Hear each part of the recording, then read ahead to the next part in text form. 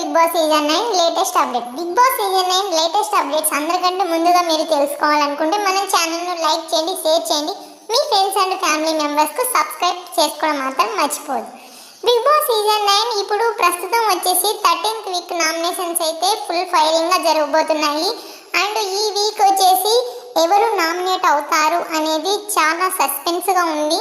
Last week వచ్చేసి దివ్య eliminate అయిన విషయం మనందరికీ తెలిసినదే. ఇక ఈ వీక్ ఎవరు ఎలిమినేట్ అవుతారు అనేది చాలా వెయిటింగ్గా చూస్తున్నారు ఆడియన్స్ మొత్తం. ఈ సీజన్ వచ్చేసి లేడీ విన్నర్ అవుతారని చాలా ఆడియన్స్ వెయ్యి కళ్ళతో ఎదురు చూస్తున్నారు. పక్కా తనుజాని విన్నర్ అవుతారని తెలుస్తుంది. అలాగే చాలా కొన్ని వచ్చేసి డెమన్ పవన్ అండ్ అలాగే కళ్యాణ్ పడాల కూడా విన్నర్ అయ్యే అవకాశాలు చాలా ఎక్కువగా కనిపిస్తున్నాయి. ఇక రన్నరప్ చూస్తే ఇమానియల్ రన్నరప్ అవుతారని చాలా ఓటింగ్ వైజెస్ మనకు కనిపిస్తున్నాయి.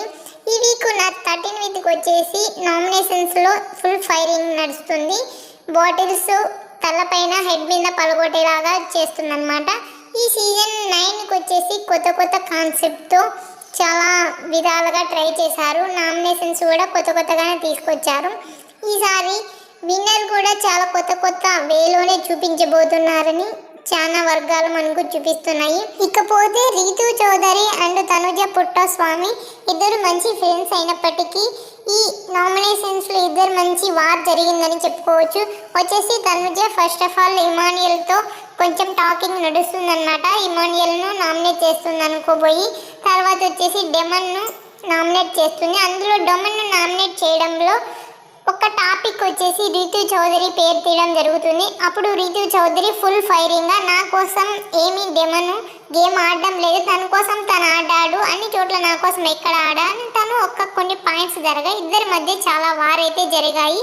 ఇంకొచ్చేసి డెమన్ వచ్చేసి ఫుల్ ఫైరింగ్గా తనను తను డిపెండ్ చేసుకోవడం అయితే జరిగింది.